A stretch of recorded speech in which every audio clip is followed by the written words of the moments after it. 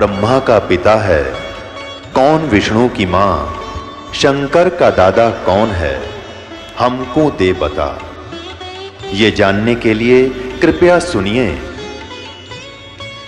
जगत गुरु तत्वदर्शी संत रामपाल जी महाराज के अमृत वचन सर्व पवित्र धर्मों के पवित्र शास्त्रों के आधार पर। भक्ति भी जैसे आम को राम राम कृष्ण कृष्ण इस तरह के हरि ओम हरि राम ये मंत्र अपने जैसे सुने सुनाए हम आप पर जाप करा करते, इन मंदिरों में जाते थे, गदगद होते थे भगवान के दर्शन करके मूर्तियों के, और फिर भी हमें बहुत से लाभ होते थे। बहुत से संकट ऐसे टले हैं ना सोच भी नहीं सकते पहले भी।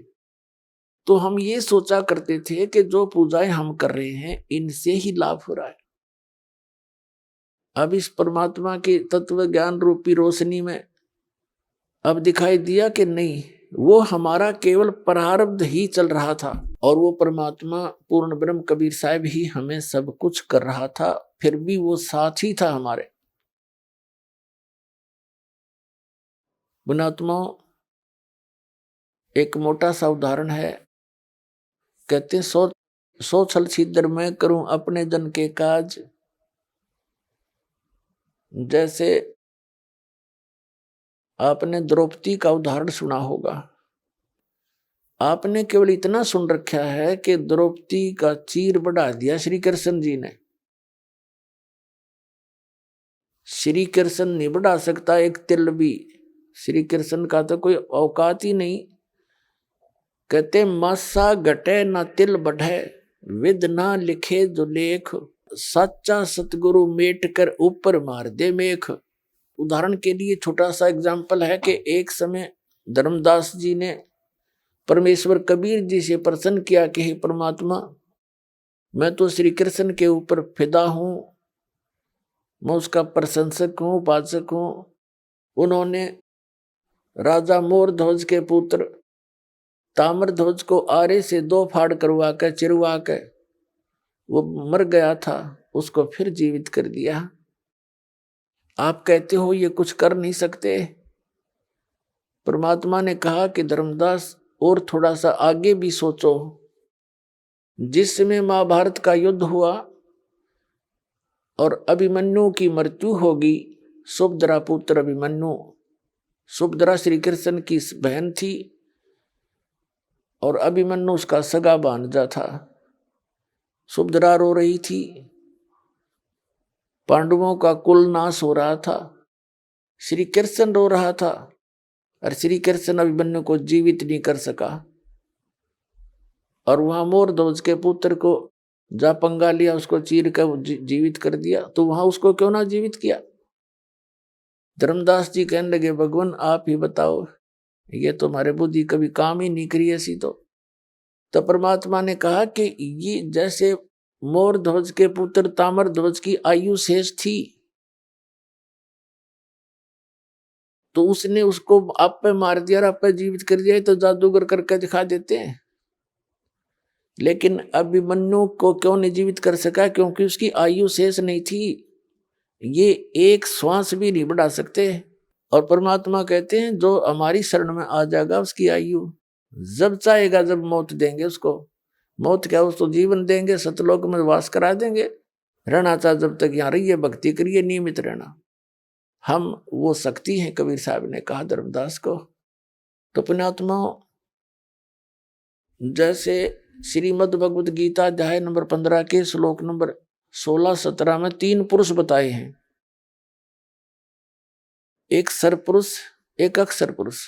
सरपुरुष तो ये ब्रह्म है, 21 ब्रह्मांड का स्वामी है, बस इतना ही भगवान है, इतना ही प्रभु है यो। और अक्षर पुरुष यो 7 शंख ब्रह्मांड का, नील पद्म शंख, 7 शंख ब्रह्मांड का स्वामी है, इतना ही प्रभु है। और वो तीसरे नंबर का जो गीता अध्याय नंबर 8 के श्लोक नंबर 1 में अर्जुन ने पूछा कि आप जी ने 7वें अध्याय के 29वें श्लोक में जिस तत्ब्रह्म के बारे में जानकारी दी है, वो तत्ब्रह्म कौन है, क्या है, उसके बारे में 8वें अध्याय के 3 श्लोक में गीता जी में गीता ज्ञानदाता कहता है कि वो परम अक्षर ब्रह्म है। गीता ज्ञानदाता से अन्य है वो परम अक्षर ब्रह्म, वो पूर्ण परमात्मा, सत्य पुरुष, पूर्ण ब्रह्म, परम अक्षर पुरुष कहो, परम अक्षर ब्रह्म कहो। तो उसको तो यहां जो 15वें अध्याय के 17वें श्लोक में कहा है कि उत्तम पुरुष है तू अन्य।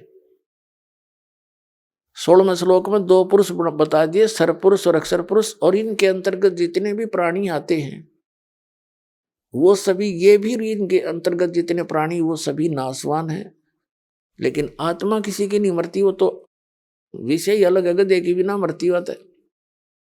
फिर 15वें अध्याय के 17वें श्लोक में कहा कि उत्तम पुरुष है तू अन्य। वो श्रेष्ठ भगवान, उत्तम श्रेष्ठ पुरुष माने परमात्मा यानी परम अक्षर पुरुष, वो तो इन दोनों से अन्य है, और वही तीनों लोकों में प्रवेश करके सबका धारण पोषण करता है, वो अविनाशी परमात्मा। अब जैसे गीता अध्याय नंबर 15 के श्लोक नंबर 1 में बताया कि ऊर्ध्व मूलम अधः शाखम, ऊपर को जड़ वाला, नीचे को तीनों गुण रूपी शाखा वाला, ये उल्टा लटका हुआ संसार रूपी पीपल का वृक्ष जानो एक उदाहरण रूप में। तो जो जड़ है वो तो परम अक्षर ब्रह्म है। कबीर परमेश्वर जी ने स्वयं आकर अपनी जानकारी आप पर बताई। अक्षर पुरुष एक पेड़ है, निरंजन यानी सरपुरुष वा की डार, और तीनों देवा शाखा हैं ये पात रूप संसार। तो मूल कौन है वो ये दास बताएगा, वो परम अक्षर ब्रह्म है। अक्षर पुरुष तो तना है, समझो वृक्ष, जमीन से बाहर जो दिखाई देता है जितना भी वो वृक्ष कहलाता है। तो वृक्ष के फिर भाग हैं, अलग अलग विभाग हैं। नीचे तना है वो तो अक्षर पुरुष समझो, फिर उससे एक मोटी डार निकली है वो सरपुरुष समझो, ये ज्योति निरंजन काल। उसकी 3 शाखाएं हों वृक्ष की, यानी रजगुण ब्रह्मा, सतगुण विष्णु, तमगुण शिवजी रूपी इसकी ब्रांच है, और पात रूप संसार, और जो जमीन के अंदर गुप्त है प्रोक्ष है वो जड़ है, और जड़ से ही सबको आहार मिलता है। पूरे पेड़ को जड़ से सी खुराक मिलती है, वही सबका धारण पोषण करने वाला है। तो गीता अध्याय नंबर 15 के श्लोक नंबर 17 में कहा कि उत्तम पुरुष तु अन्य परमात्मा इति उदाहरते। ये लोग तेरे में आविष्य विभर्ती, वो तीनों लोकों में प्रवेश करके सबका धारण पोषण वही करता है, वो वास्तव में अविनाशी परमात्मा है। तो पुण्यात्मा ये एग्जाम्पल बहुत गजब का है। उल्टे लटके हुए संसार रूपी वृक्ष का जड़ से ही पूरे विश्व को, यानी पूर्ण परमात्मा से ही पूरे विश्व को सब कुछ मिल रहा है। जो भी आपका वर्क डन है वो भी वहीं से मिल रहा है।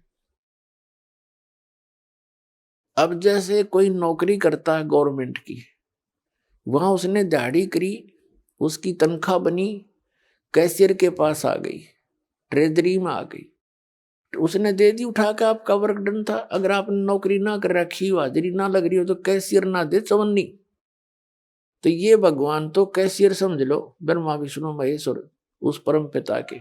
अब जैसे द्रौपदी का उदाहरण आपने सुना, परमात्मा जानी जान है, उसको पता है मेरे बच्चों पर कहाँ आपत्ति ये काल डाल देगा। ये तो समझ नहीं पा रहे बालक हैं, परमात्मा ने ऐसी लीला करी।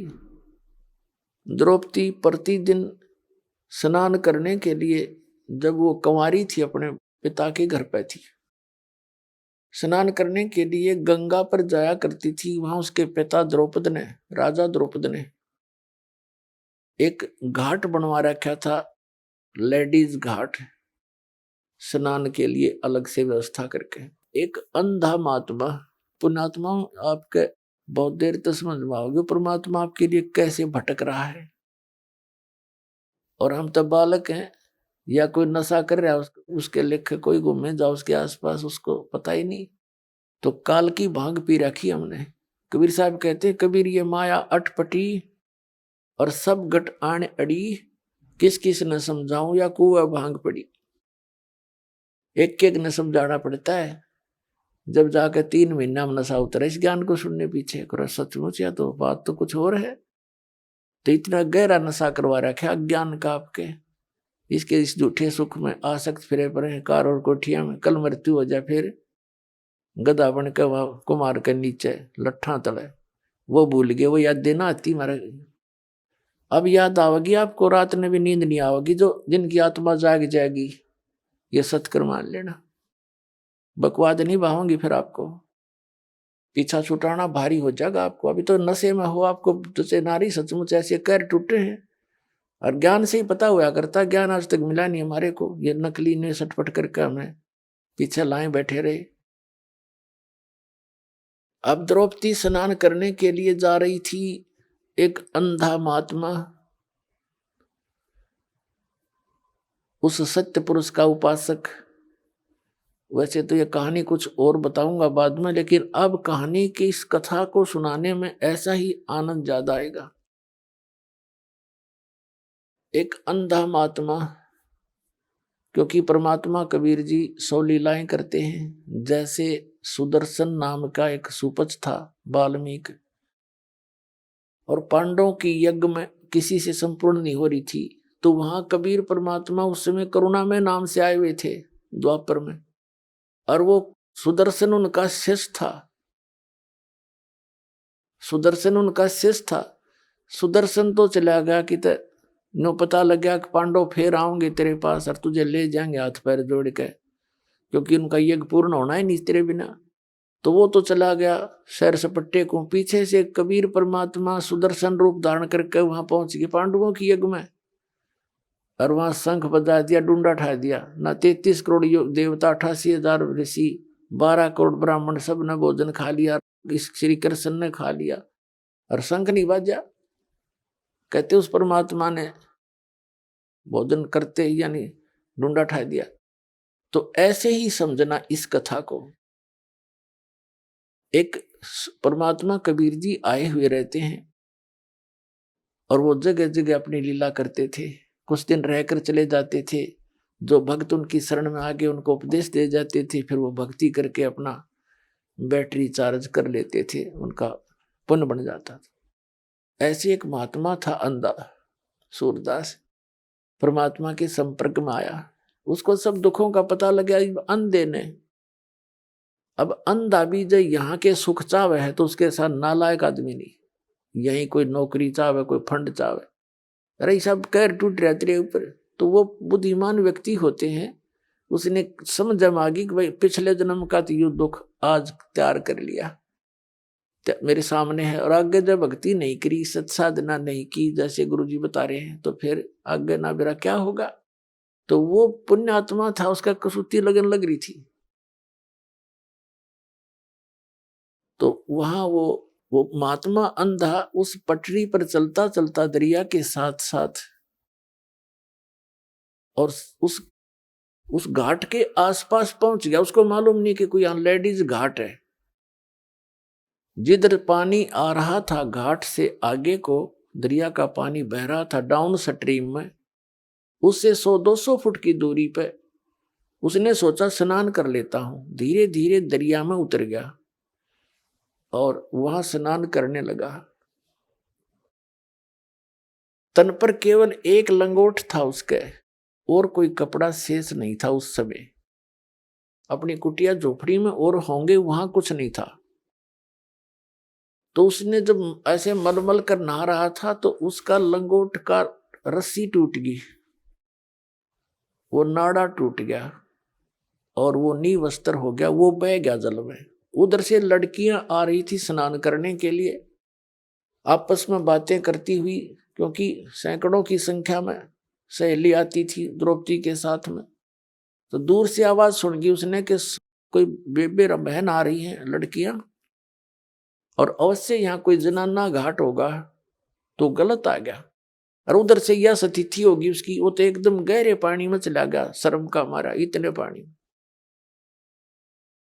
और ऐसे ऐसे हाथ मारने लगा। उसने सोचा कोई कपड़ा लत्ता आ जावे, लपेट के बाहर आ जाऊं। अपने आत्माओं, जो पुण्यात्मा होती है ना, जो पूर्व संस्कारी होते हैं, उनको साधु संत भगत दिखाई दे जा, आत्मा गदगद हो जाती है। साधु दर्शन राम का, मुख पर बसे सुहाग, दर्शुनी को होते हैं जिनके पूर्ण भाग। कबीर साहब कहते हैं, कबीर दर्शन साध का, भगत संत का, परमात्मा आवे याद, और लेखे में वाए गड़ी, बाकी का समय बर्बाद। तो जितना समय आपके जीवन का संत भक्तों के साथ गुजरता है, भगवान की चर्चा में जाता है, वो तो आपका जीवन है। बाकी तो काल का व्यवस्था में व्यर्थ जाता है। द्रौपदी ने देखा महात्मा सुबह सुबह दर्शन हो गए, बड़ी खुशी मनाई, क्योंकि पूर्व जन्म की पुण्यकर्मी प्राणी थी। उसने सोचा साधु भी नहा रहा है, हम भी पहले स्नान कर लेती हैं, स्नान करके फिर महात्मा से भगवान की चर्चा सुनेंगे। इस दृष्टिकोण से वो नहा रही थी। ना स्नान सुनून करके आध घंटे पानी में कूद काद के वो बाहर निकली। उसने देखा महात्मा चला तो नहीं गया। वो क्या देख रही है कि वो महात्मा जी ऐसे हाथ मार रहा है। उसने ध्यान से देखा, स्नान तो नहीं कर रहा, ये ऐसे क्यों कर रहा है, ऐसे ऐसे जैसे कोई चीज हाथ लग जा। फिर द्रौपदी ने देखा कि ये तो इनके बाहर कोई वस्त्र नहीं और महात्मा का निवस्त्र है ये। तो लड़की ने सोचा यदि मैं बोलूंगी तो ये शर्म का मारा कहीं आगे ना सरक जाए और आगे भयंकर दरिया बह रही है और महात्मा मर ना जा। उस लड़की ने एक लंबी लकड़ी, जंगल से लंबी लकड़ी तोड़ी, उसके अपनी साड़ी में थे एक ऐसे इतना चौड़ा टुकड़ा 8-9 इंच का, एक गठ एक बिलात कपड़ा पाड़ा लंगोट के आकार का, और दरिया में बहा दिया। एक महाराज का हाथ लग जाएगा। वो साथ से दूर से निकल गया, उसको दिखाई दे नहीं रहा था, वो ऐसे हाथ मार रहा था। लड़की बोलना नहीं चाहे थी कि लड़की की आवाज से और ज्यादा शर्मिंदा होकर ये आगे खिसकर यूं मरा। भयंकर दरिया बह रही थी। लड़की ने फिर दूसरा फेर पाड़ा टुकड़ा, फिर छोड़ दिया, वो भी दूर से निकल गया लहरों से। 7-8 बार उसने ऐसे क्रिया की, आधे से ज्यादा साड़ी अपनी पाड़ कर डाल दी। अब उसने सोचा बात नहीं बन रही, कोई बात नहीं। उसने लंबी लकड़ी तोड़ी एक, उसके लपेटा दिया लास्ट में, और धीरे धीरे महात्मा के हाथ के आसपास कर दी। उसने एकदम हाथ में उठाया और उसने पकड़ लिया।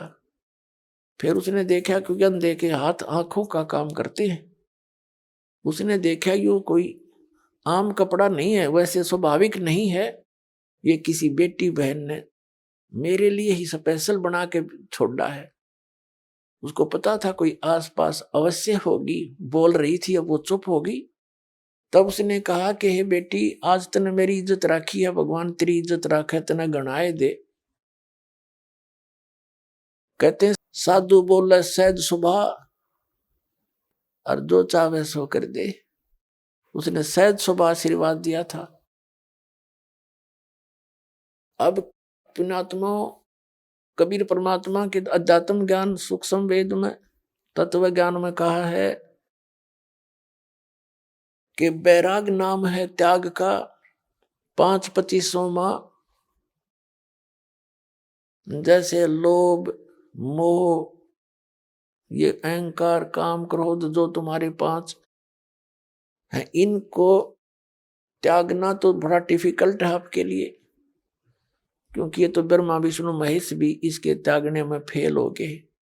तो परमात्मा ने इनकी दिशा बदलने का संकेत दिया है, विधि बताई है कि लोभ करे तो यूं करे, ऐसा करे, लालच करे तो ऐसा करे। जैसे द्रौपदी के साथ कई नौकरानियां भी साथ थी, और द्रौपदी अपनी नौकरानियों को कह सकती थी कि इस महात्मा के लिए तुम साड़ी पाड़ कर डाल दो। वो सारी की सारी साड़ी भी डाल सकती थी, क्योंकि पता है राजा की लड़की जाते 10 देवगी हमारे को एक के स्थान पर। लेकिन द्रौपदी को पता था कि मैं रोटी खाऊंगी मेरा पेट भरेगा, मैं कोई दान धर्म करूंगी तो मुझे मिलेगा। तो उसने दूसरे को चांस नहीं दिया। इतनी विवेक था उसके अंदर, अपना आप क्रेडिट लिया उसका। अपनी साड़ी, राजा की लड़की की साड़ी कितनी सुंदर होगी, विचार करके देख लो। हम भी अपने बेटा और बेटियों को अपनी आवश्यकता से अधिक सुंदर कपड़े पहनाने की चेष्टा करते हैं। कीमती से कीमती आपसे हम खद्दर का पहरे। राजा की लड़की कैसा साड़ी पहन के गई होगी, कितनी कीमत होगी, पर उस लड़की ने एक नहीं देखा। उसने महात्मा दिखाई देता कि इसका संकट निवारण हो किसी तरह। तो इसको कहते हैं लालच करे तो ऐसा करे, इधर बदल लो इस सारे ने। और जैसे गुस्सा उठे तो माला ले ले हाथ में, अगले मन देखा तो किसा ताकतवर है, सुमन कर कितना करेगा, 2 मिनट में सेट हो जाएगी गुस्सा फिर। तो इस तरह हमने इसको सेट करना।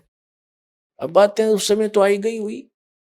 फिर द्रौपदी का विवाह हो गया अर्जुन के साथ। अब पुण्यात्मा एक नियम है कि भक्ति करे बिना आत्मा रह नहीं सकती। जो घना नास्तिक हो गया, घने कर्म फूट रहे जिसके जन्म जन्मांतरों में, और या तुरंत ही कोई पशु योनि से आए हैं, वो तो भक्ति में रुचि रखते नहीं। बाकी 99% मानव शरीरधारी प्राणी भक्ति साधना बिना नहीं रह सकते, चाहे वो किसी धर्म में जन्मया है, और कोई ना कोई भगवान क्या क्रिया वो अवश्य करता है। तो द्रौपदी ने, इन पांडवों के गुरु थे श्री कृष्ण जी। ये भी ज्ञान सभी को मालूम है, गुरु बिन माला फेरते गुरु बिन देते दान, यानी गुरु के माध्यम से ही सारा कुछ किया जाता। तो उस परमात्मा के ज्ञान की सभी जो है नकल अवश्य करते हैं, लेकिन प्रफुल्लित वही होता है जहां उस परमात्मा का भेजा हुआ परम संत हो। बाकी अन्य गुरुओं से भी आंशिक रहा तो परमात्मा ही देता, उनके माध्यम से देता है। अब क्या हुआ, जैसे पांडव और कौरव ने जुआ खेला, और जुए में युधिष्ठिर सारा राज हार गया। अंत में उन्होंने कहा कि तू द्रौपदी को लगा दे दांव पर। और जुए वाले किसी बेईमान नीत होती है, उन्हें सोचा शायद इबका जीत जाऊंगा, सारा नाश करा के भी नहीं सोचा अगर इबका जीत जाऊंगा। अब द्रौपदी को ऐसा क्यों किया कि एक समय युधिष्ठिर राजा ने शीशे का महल बनवाया था, गलास का, और दुर्योधन को न्योता दे दिया, बुला लिया, भैया आजा हमारे घर। द्रौपदी वहां खड़ी थी, दुर्योधन ऊपर जा रहा था, आगे शीशे में टक्कर लगी, दिखा को नहीं, खाली है शीशे, दीवार है, वो गिर गया। और द्रौपदी हंस कर मजाक कर दिया कि अंधों की संतान अंधी ही होती है। अब उसने, वैसे तो ये शब्द कहना उसका गलत था, द्रौपदी का भी, लेकिन उसने तो एज ए देवर ट्रीट करके एक मजाक सा कर दिया। लेकिन कहते हैं, कबीर साहब कहते हैं, सोना साधु और सजन टूट जुड़े 100 बार, और दुर्जन और पाका कलश एक के धक दरार। साधु भक्त, अच्छी आत्माएं, सजन और सोने ने कितनी बार तोड़ के फिर जोड़ दे, कोई निशान नहीं रहता, उनके उसाई बन जाते हैं। झगड़ा हो जाए 10 मिनट में फिर उसे हो जाते हैं। साधु संत घनी ईर्षा नहीं करते, मन में रंजस नहीं रखा करते, लेकिन कहते हैं दुर्जन जो निकम्मा इंसान और पक्का कलश, पक्का घड़ा, एक का धक दरार, एक का धक्के में उसमें इतनी ऐसी दरार आ जाती है फिर उसका चिन्ह नहीं मिटता। तो वो दुर्जन था दुर्योधन, उसने उस बात को अपने हृदय में घना खटक मान ली कि कभी इस द्रौपदी ने सबक सिखाऊंगा। उसी दृष्टिकोण से युधिष्ठिर ने से कहा दुर्योधन ने कि द्रौपदी ने लगा दे दांव पे। युधिष्ठिर ने सोचा शायद बात तो बन जा, वो द्रौपदी भी लगा दी, फिर भी हार गया। अब भरी सभा के अंदर दुर्योधन ने कहा कि जाओ दुशासन, लाओ द्रौपदी को पकड़ कर। अब उसी समय एक बांदी ने जाकर, नौकरानी ने जाके द्रौपदी से कहा कि द्रौपदी बात बिगड़गी। द्रौपदी ने कहा क्या बात होगी? कि आपको जुए में हरा दिया राजा ने, और सब राजपाट हार गए हुए। और दुर्योधन ने कहा कि उस द्रौपदी को लाओ पकड़ के, या नंगी करूंगा सबके सामने। तो द्रौपदी कहने लगी और कौन है वहां पर? कि 5 तेरे पति बैठे हैं पांडव, और द्रोणाचार्य गुरुजी बैठे हैं, विषम पितामह कर्ण और चाचा विदुर वही विराजमान है। द्रौपदी बोली क्या कह रहा था दुर्योधन? वो कह रहा है कि द्रौपदी को लाओ पकड़ के सभा में नंगी करूंगा उसको। द्रौपदी बोली तेरा दिमाग खराब हो रहा है, गुरुजी बैठे द्रोणाचार्य, भीष्म पितामह बैठे, चाचा विदुर है, हाँ? और कर्ण जैसे महापुरुष बैठे, ऐसा हो सकता है? तूने गलत सुना है, अकना साची कहूं। उसी समय दुशासन पहुंच गया कि चल द्रौपदी,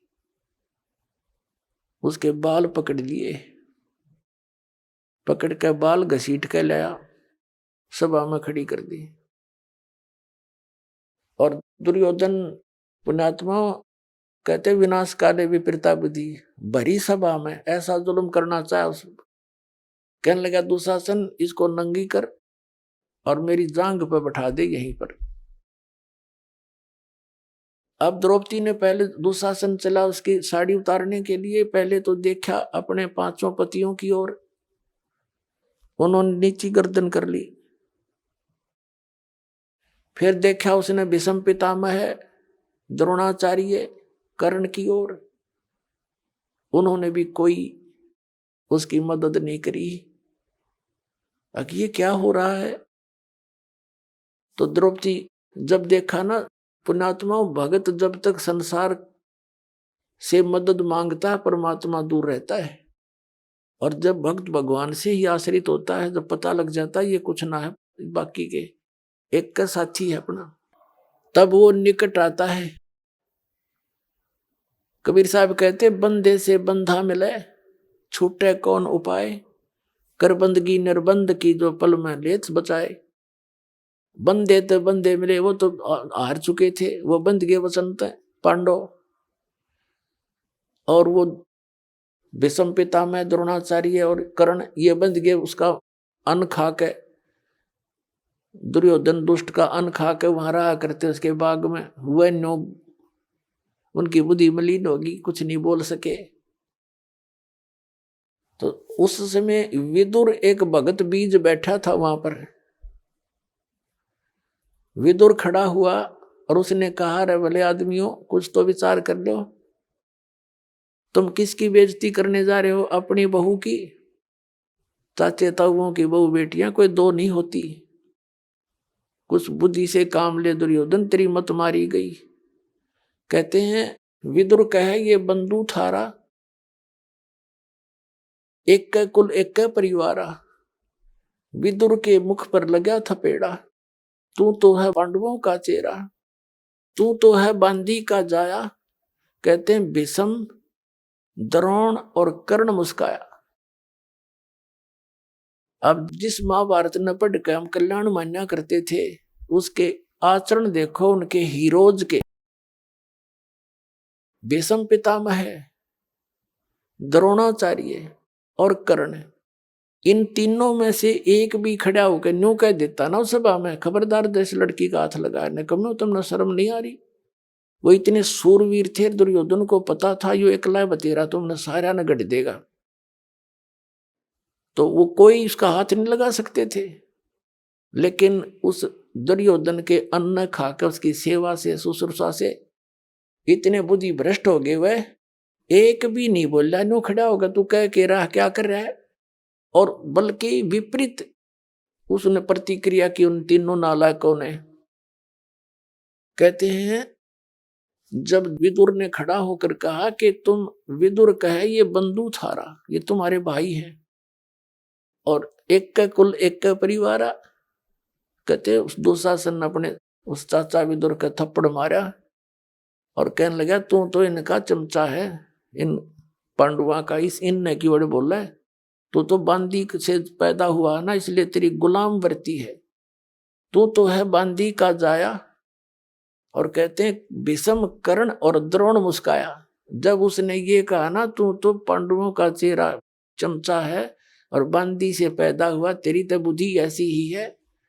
कहते हैं वो तीनों जने मुस्कुराए, भीष्म पितामह, द्रोणाचार्य गुरुजी और कर्ण।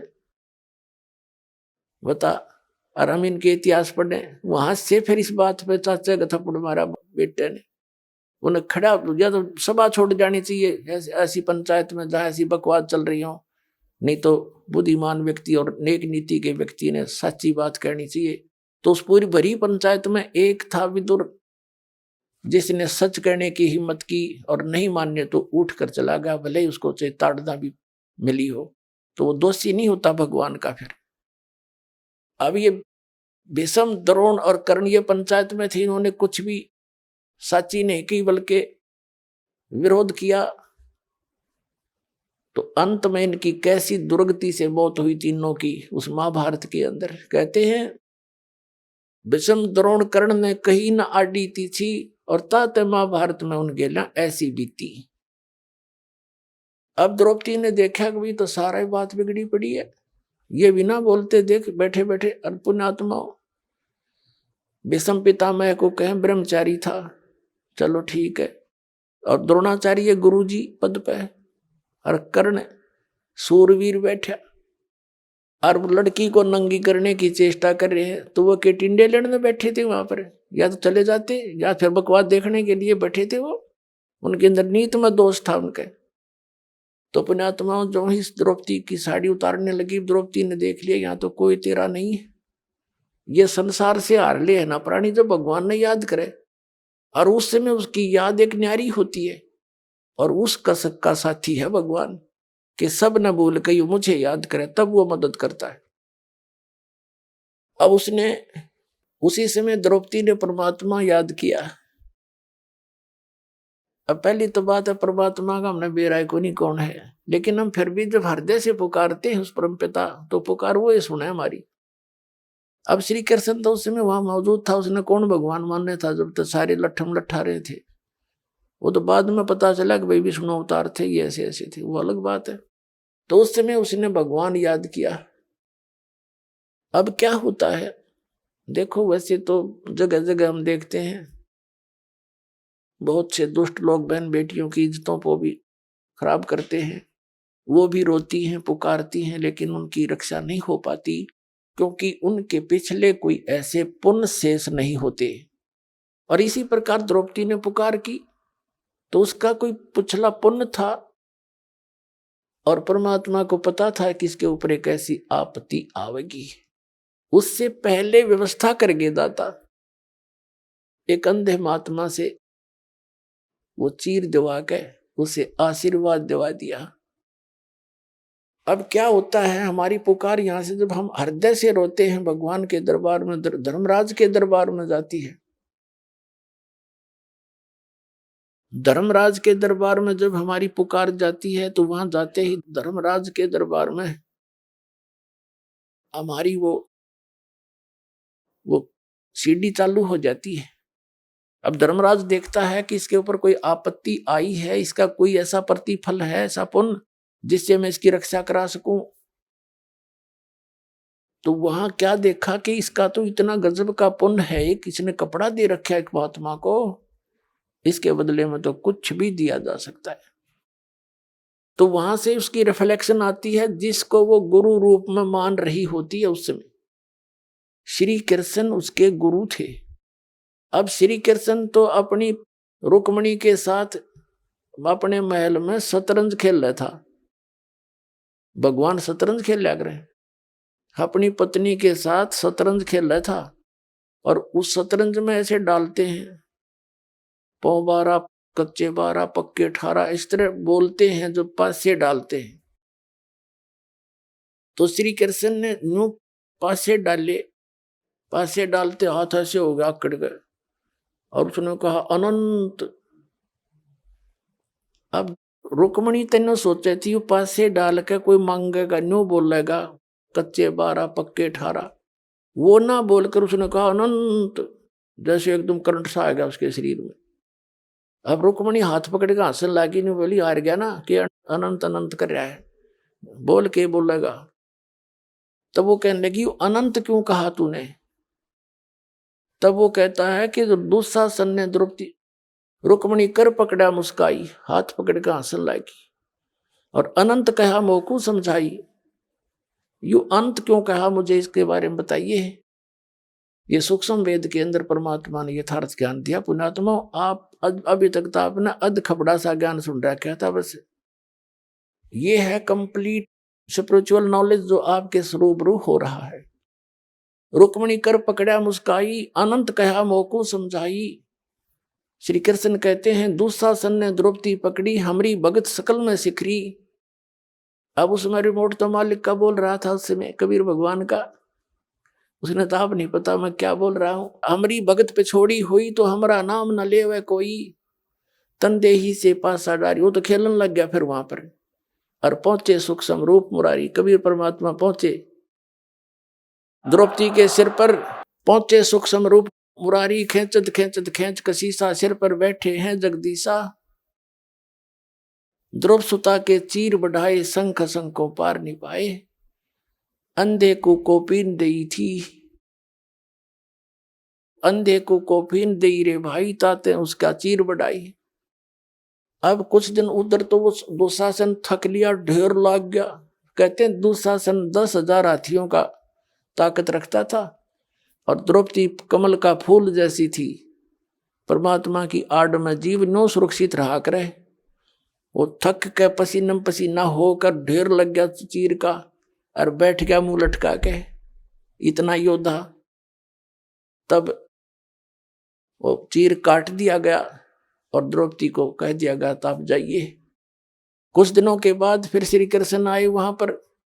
तब श्री कृष्ण जी से पूछा कि हे भगवान, आपने मेरा कौन सा पुण्य मेरे आगे अड़ गया था जो मेरी इज्जत आपने ऐसी राख दी।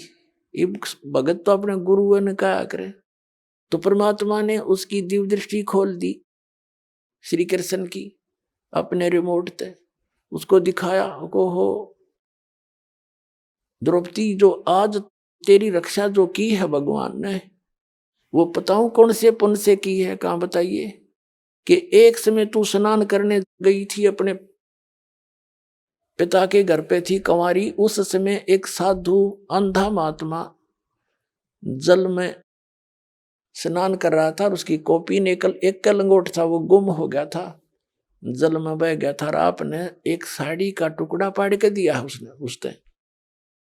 ये फिल्म चल पड़ती है ऐसी, जिनकी दिव्य दृष्टि थोड़ी बहुत काम करने लग जाती है।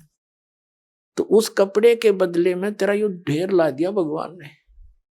अब द्रौपदी कहती है भगवान, उस एक लीर के कारण मेरे हो गए चीर अपार। जब मैं पहले जान जाती तो सर्वस्व देती वार। कहते ऐसे महापुरुष का कि मेरे छोटे से कपड़े को देने से उस महापुरुष को और इतना प्रतिफल मिल गया मुझे। यदि मुझे पहले पता होता तो मैं पता नहीं के दान दे देती, क्या कर देती उस महापुरुष के लिए। तो पुण्यात्माओं, यहाँ अपने एक वचन सुना कि हमारी भगत पे छोड़ी हुई तो हमारा नाम ना ले वह कोई। तो परमात्मा कबीर परमेश्वर ही आपके साथ है तभी से। अब द्रौपदी से किसन क्रेडिट दिए रहो, लेकिन तीनों लोकों में प्रवेश करके सबका धारण पोषण वो परमात्मा ही करता है, वही आकर रक्षा करता है। गरीबदास जी कहते हैं जगत का पेखना पेख्या, धरणी का नाम ना लेखा। हम एक दूसरे को क्रेडिट देते हैं, उसने यूं कर दिया, उसने ऐसे कर दिया। कहते जो करने वाला उसका कितना नाम जिक्र भी नहीं। जगत का पेखना पेख्या, धनी का नाम ना लेखा। जो सब कुछ करा उसका तुम्हें पता ही नहीं, उसका जिक्र भी नहीं करते तुम।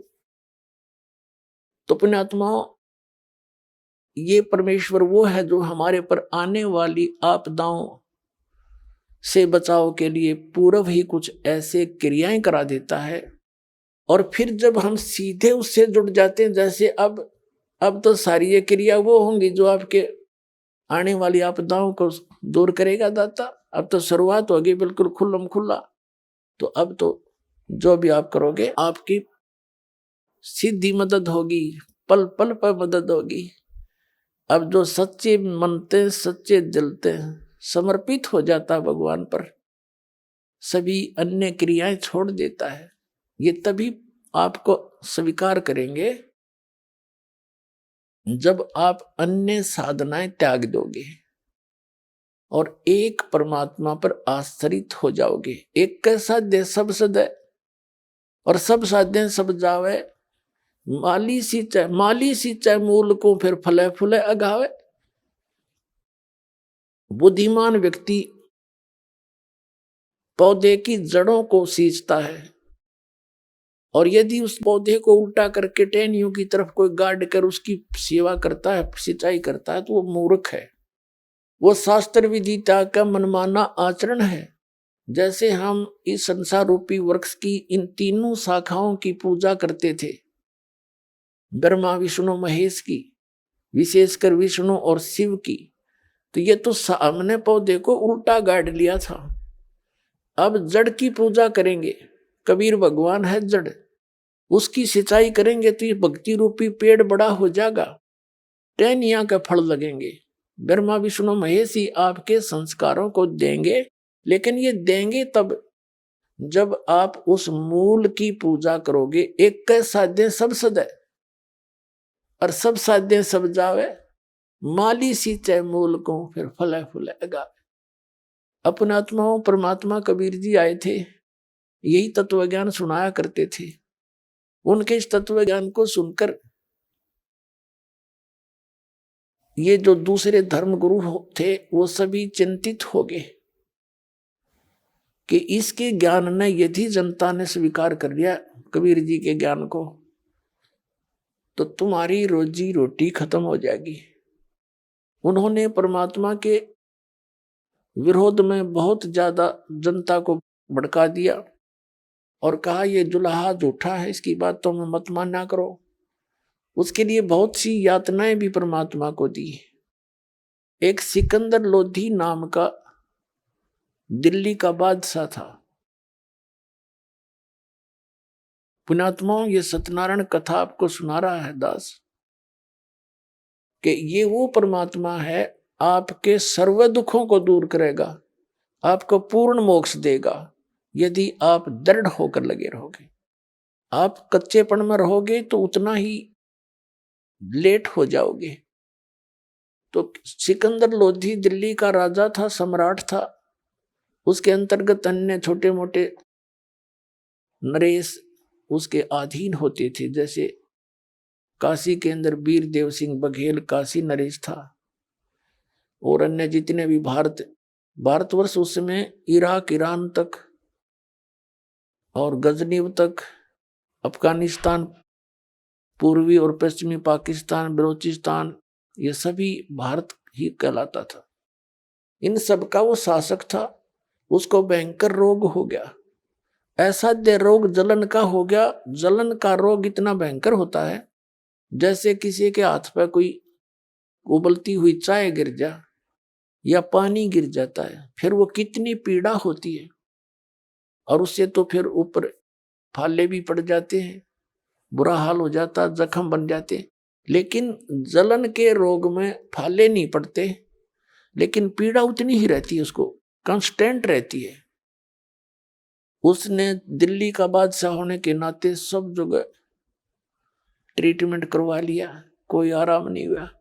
वैद्यों को कह दिया कि तुम मुंह मांगे पैसे दूंगा, मुझे स्वस्थ कर दो। अब राजा के लिए वैद्य तो वैसे सिर धड़कीबाजी लगा देता है, लेकिन ऑल इन वेन, सब निष्फल रहे। फिर जंतर मंत्र सब जगह करवाए, धार्मिक अनुष्ठान करवा के छक लिया, कोई राहत नहीं। फिर किसी ने बता दिया कि काशी के अंदर एक कबीर राम के महापुरुष आए हैं, यदि उनकी रजा हो जाए तो वो आपको ठीक कर सकते हैं, उनके तो आशीर्वाद से भी आप स्वस्थ हो सकते हो। अब मरता क्या नहीं करता, बनारस में पहुंच गया, काशी में। वीर देव सिंह बघेल उनके अंतर्गत राजा था, नरेश था छोटा।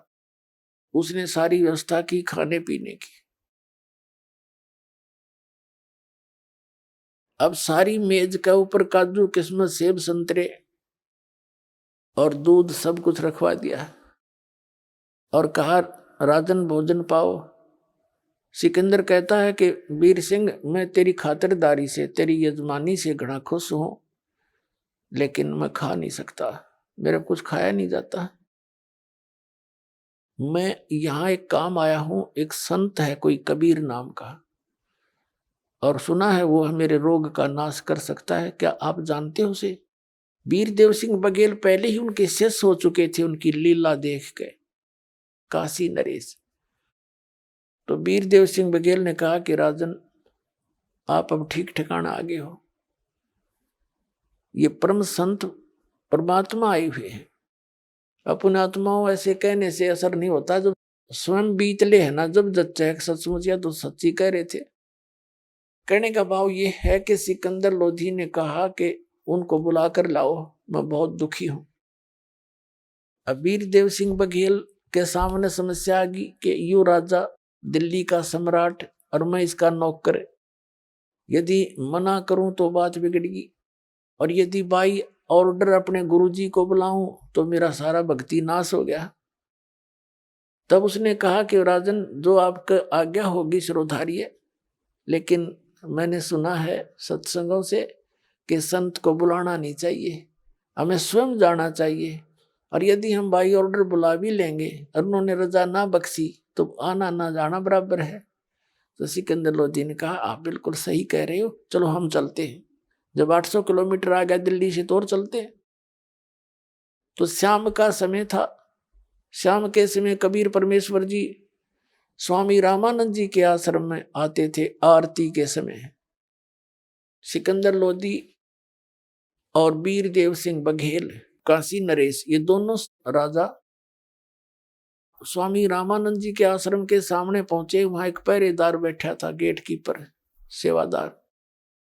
उसे कहा कि वीर सिंह ने पहले ही आगाह कर दिया कि महाराज जी से आज्ञा लेकर आओ कि दिल्ली के बादशाह सिकंदर लोधी आए हैं और कबीर जी से मिलना चाहते हैं। तो पर उस जो गेट पर रहता था सेवादार, उसने कहा, कबीर साहब अभी आए नहीं है। तो उन्होंने पूछा, क्या कब आएंगे?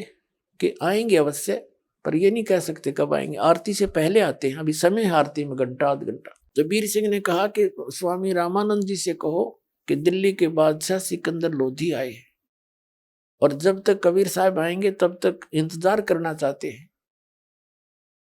अब द्वारपाल ने जाकर कहा कि महाराज जी, ऐसे ऐसे दिल्ली के बादशाह सिकंदर लोधी आए हैं और आपके यहाँ आश्रम में कुछ देर बैठना चाहते हैं, जब तक कबीर साहब आए उसका इंतजार करना चाहते हैं। स्वामी रामानंद जी थे, वो पहले तो सभी अन्य कास्ट वालों से, जैसे जुलाहों से, चमारों से, अन्य सभी से वो अपने को दूर रखता था, उनको छूने नहीं देता था, उनको दीक्षा भी नहीं देता था, आश्रम में भी आना अलाउड नहीं था। कबीर परमात्मा ने उसकी वह फड़क निकाल दी थी।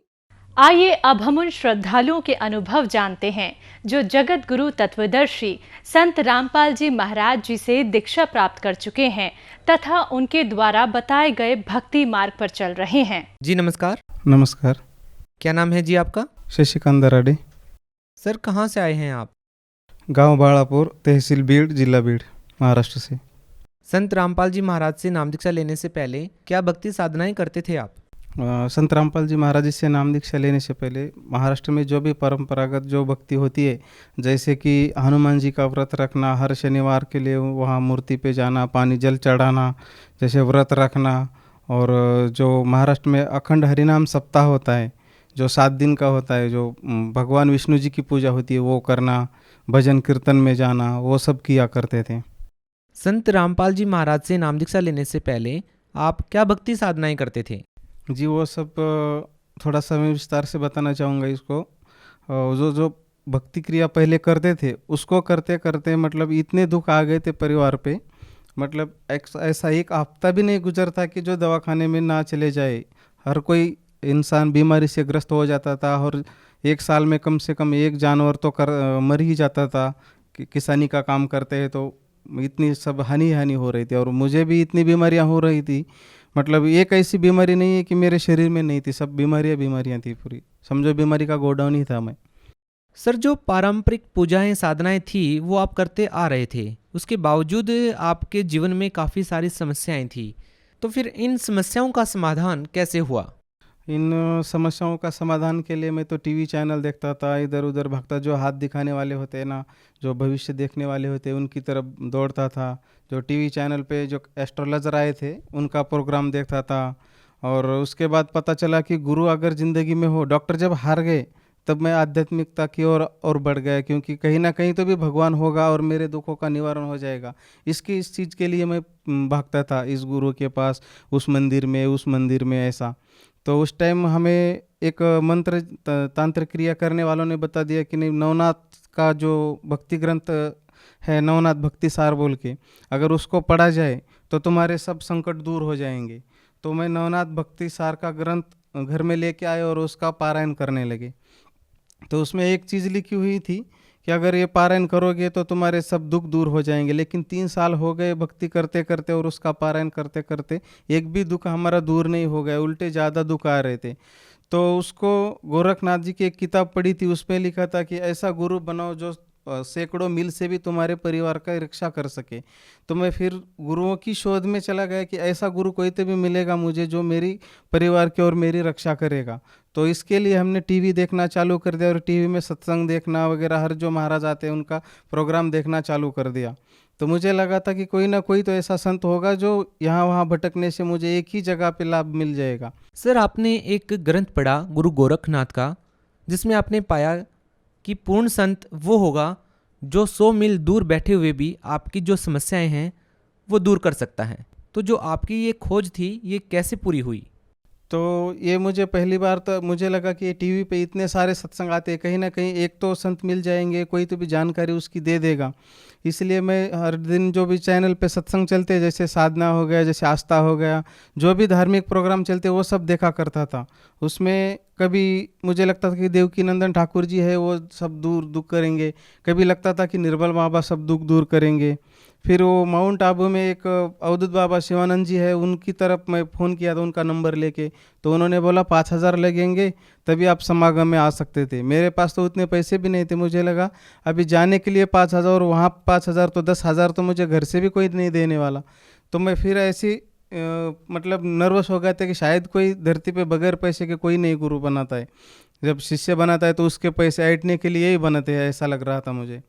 तभी मुझे एक दिन संत रामपाल जी महाराज जी का सत्संग देखने को मिला टीवी पे। लेकिन पहले तो मुझे ऐसा लगा ही नहीं कि वो संत है, क्योंकि उनके ना तो कपड़े वस्त्र गेरुआ थे, ना उनकी दाढ़ी थी, ना कुछ बज रहा था वहाँ पे, ना कुछ भी साजो सामान कुछ भी नहीं था, एकदम सीधे साधे संत दिख रहे थे। मुझे लगा ऐसे ही वो जैसे हमारे महाराष्ट्र में पोथी पढ़ कर बताते हैं वैसे ही संत होंगे, ये संत नहीं है। पहले तो मैंने जब वो सत्संग देखा तो कुछ उसमें ज़्यादा इंटरेस्ट नहीं आया मुझे, लेकिन बाद में जब संत रामपाल जी महाराज जी का ज्ञान सुना तो धीरे धीरे उसकी तरफ लगाव बढ़ता गया और फिर मैं देखते चला गया। तो संत रामपाल जी महाराज हर एक ग्रंथ को पढ़ के बता रहे थे कि इसमें कौन ब्रह्मा का माता पिता है, सब वो पूरे सृष्टि रचना बता रहे। तो मुझे लगा कुछ तो भी ज्ञान तो अलग है, इनके पास ना ही कपड़े है ना दाढ़ी है, मगर ज्ञान बहुत बढ़िया है इनके पास। तो फिर मैंने वो ज्ञान सुन के, सत्संग सुन के संत रामपाल जी महाराज जी से नाम दीक्षा ली। सर, जैसा कि आपने बताया कि आपने काफ़ी साधु संतों के सत्संग सुने और आपकी मुलाकात एक अवधूत बाबा से भी हुई जिसने नाम दीक्षा लेने के एवज में आपसे 5,000 रुपये की मांग की। तो सर, क्या संत रामपाल जी महाराज जी से आप जब जुड़े तो क्या संत रामपाल जी महाराज जी से जुड़ने के लिए भी आपको पैसे देने पड़े? संत रामपाल जी महाराज जी से नाम दीक्षा लेने के लिए एक पैसा भी नहीं देना पड़ा, क्योंकि वहाँ पे सब जो मिलता है तो सब निःशुल्क मिलता है। और जैसे कि भक्ति के लिए जो भी सामग्री लगती है वो सब फ्री मिलती है, और आश्रम में जो भी खाना पीना ठहरना जो सब चीज़ें मिलती है सब फ्री में रहती है, फ्री ऑफ कॉस्ट नाम दीक्षा मिलती है। सर, जैसा कि आपने बताया कि आपके जीवन में काफ़ी सारे कष्ट थे और आपका जो जीवन था काफ़ी मुश्किल भरा रहा है, तो हम आपसे यह जानना चाहेंगे कि संत रामपाल जी महाराज से नाम दीक्षा लेने के बाद आपके जीवन में जो कष्ट थे, क्या वो सभी कष्ट दूर हुए? जी, इसके बाद सब जब संत रामपाल जी महाराज जी से नाम दीक्षा ली तो उसके बाद पहले तो मैं शारीरिक लाभ बताऊंगा। जो पूरे शरीर में मेरे बीमारियां थी फैली हुई थी, वो धीरे धीरे जैसे एक दिन बढ़ता गया, महीना बढ़ता गया, तो वैसे पूरे से बीमारियां ख़त्म हो गई। सर, आपको क्या बीमारियां थी? जैसे मुझे 20-25 साल से सर्दी की एलर्जी थी, और ये अस्थमा भी था, दमा बोलते उसको मराठी में। तो सर, आपको जो बीमारियां थी क्या वो आपने किसी डॉक्टर को दिखाई? मैंने बीमारी के लिए तो हर जगह ऐसा कोई स्थान नहीं छोड़ा हमारे पास में कि जो किसी डॉक्टर के पास नहीं दिखाया हो। हर डॉक्टर के पास जाता तो यही बोलते थे कि ये बीमारी कभी रहती ही नहीं, ठीक होती ही नहीं है, उसके लिए तो आखिर तक दवाई खानी पड़ती है या पंप लेना पड़ता है। लेकिन आज संत रामपाल जी महाराज जी की दया से मुझे जो दमा की बीमारी थी वो पूरी तरह से 25 साल से जो दमा की बीमारी थी, नाम दीक्षा लेने मात्र से पूरी ठीक हो गई है। और मेरी संत रामपाल जी महाराज जी से नाम दीक्षा लेने के बाद मेरी जो बवासीर की बीमारी थी वो पूरी तरह से ठीक हुई, जो कि मैं कम से कम 10 साल से झेल रहा था उसको। कभी इस डॉक्टर को दिखाता था, कभी उस डॉक्टर को दिखाता था, और कभी उसको कोई दवाई असर ही नहीं करती थी। उसके बाद जो मेरे माइग्रेन की बीमारी थी, सिर दर्द जो आधा इस तरफ होता था, कभी दोपहर के बाद इस तरफ से होता था, लेकिन हर एक डॉक्टर बोलता था कि ये बीमारी का इलाज नहीं है मेरे पास। एक गोली दे देता था, इंजेक्शन दवाई दे देता था, लेकिन उससे कोई फ़र्क नहीं पड़ता था। जो भी बीमारी थी ठीक उसी तरह से रहती थी। जो मैं डॉक्टर के पास चक्कर काट काट के थक गया था पूरी बीमारियों के लिए, तो आज संत रामपाल जी महाराज जी से नाम दीक्षा लेने के बाद आज मुझे कोई ही बीमारी नहीं है। उसकी संत रामपाल जी महाराज जी की दया से आज पूरी तरह से मैं स्वस्थ हूँ। संत रामपाल जी महाराज जी की शरण में आने से पहले मैंने जो भी 14 ट्यूबवेल लगाए थे तो कम से कम 250, 300, 350 फीट तक अंदर लेके जाते थे, लेकिन पानी नहीं लगता था। लेकिन जब संत रामपाल जी महाराज की शरण में आ गए तो सिर्फ 80 फीट पे ही पानी लग गया। ये सिर्फ संत रामपाल जी महाराज जी की दया से ही हो गया। सर, क्या आप कोई नशा भी करते थे? हाँ जी, नशा भी करता था, तंबाकू की नशा करता था मैं। कम से कम 8 दिन में मुझे 10-12 पुड़िया लग जाती थी तंबाकू की। जब संत रामपाल जी महाराज जी के शरण आया तो एक बार भी ऐसा नहीं लगा कि ध्यान ही नहीं उस तरफ गया या नशा करने का मन ही नहीं करता। अभी पिछले मार्च महीने में जो भी कोरोना की लहर आई थी उसमें पिताजी को कोरोना हो गया था, उससे भी उन्होंने बचा लिया पिताजी को। उनकी जो ऑक्सीजन लेवल थे वो सिर्फ 55 या 60 के करीब रहती थी, उसके ऊपर बढ़ी नहीं रहा था ऑक्सीजन। जब मालिक परमात्मा संत रामपाल जी महाराज जी के आश्रम में अरदास लगाई तो उन्होंने बोला बेटा सब ठीक हो जाएगा, तो उनका जो ऑक्सीजन लेवल है तो वो 90 के ऊपर चला गया और वो 10 दिन के अंदर ही ठीक हो गए, पूरी तरह से स्वस्थ है अभी। संत रामपाल जी महाराज जी ने थोड़े ही दिन में, थोड़े ही समय में भक्ति करने के बाद इतने ढेर सारे लाभ दिए। और इतने इससे पहले जो भी हमारी ज़िंदगी थी तो जो परंपरागत भक्ति करते करते गुजर गई थी उसमें एक भी लाभ नहीं मिल रहा था, नुकसान ही नुकसान हो रहा था। आप भगत समाज को क्या संदेश देना चाहेंगे? मेरी भगत समाज से प्रार्थना है, जो भी ये परंपरागत पूजा कर कर के थक चुके हैं, उनको कोई लाभ नहीं मिल रहा है, तो कम से कम एक बार संत रामपाल जी महाराज के सत्संग सुनिए, उनके ज्ञान को समझे और उनके ज्ञान के समझने के बाद उनसे नाम दीक्षा लेकर भक्ति करें तो ढेर सारे आपको लाभ मिल जाएंगे वहाँ। सर, चूँकि आप महाराष्ट्र से बिलोंग करते हैं तो आप मराठी मानुस को, मराठी जो लोग हैं उनको क्या संदेश देना चाहेंगे? तो मराठी महाराष्ट्रीयन बांधवांना माझी फक्त एकच विनंती आहे की जे काय आपल्या अभंगामध्ये लिहिलेले आहे की जे का रंजले गांजले त्यासी म्हणे जो आपुले, तोची देव जाणावा तोची संत ओळखावा। तो इसके अनुसार, याच्यानुसार तर कुठलाही संत असा नाही की तो फक्त दुःखी आणि कष्टी लोकांना आपल्याकडे घेऊन त्यांना सुख देतो आणि आध्यात्मिक समाधान देतो, असा कुठलाही संत नाही। महाराष्ट्रामध्ये तर नाहीच नाही, पण पूर्ण भारतामध्ये पण कोणी नाही। त्याच्यामुळं फक्त संत रामपालजी महाराज हेच एक असे संत आहेत की आपल्याला ते कुठल्याही दुःखी भक्तांना जवळ घेऊन त्यांचे दुःख दूर करतात आणि त्यांना मोक्ष प्रदान करतात। आपले दुःख दूर करण्यासाठी सर्व महाराष्ट्रातील जनतेनं आणि बाहेरच्या पण पूर्ण देशभरातील बांधव भावांना ही भक्ती स्वीकारावी आणि संत रामपाल जी महाराज यांची शरण ग्रहण करावी। जो श्रद्धालु संत रामपाल जी महाराज जी से नाम दीक्षा लेना चाहते हैं वो संत रामपाल जी महाराज जी से नाम दीक्षा कैसे ले पाएंगे? जो भी संत रामपाल जी महाराज जी से नाम दीक्षा लेना चाहते हैं वो भी बहुत सारे टीवी चैनलों पे सत्संग चलता है। सत्संग के दौरान टीवी के निचले हिस्से पे जो भी नंबर आते हैं वहाँ पे, तो उस नंबर पे कांटेक्ट करके अपने ज़िले के अंदर जो भी नामदान है उसका पता करके वहाँ पे जाके नाम दीक्षा ले सकता है। जी, बहुत बहुत धन्यवाद। नमस्कार।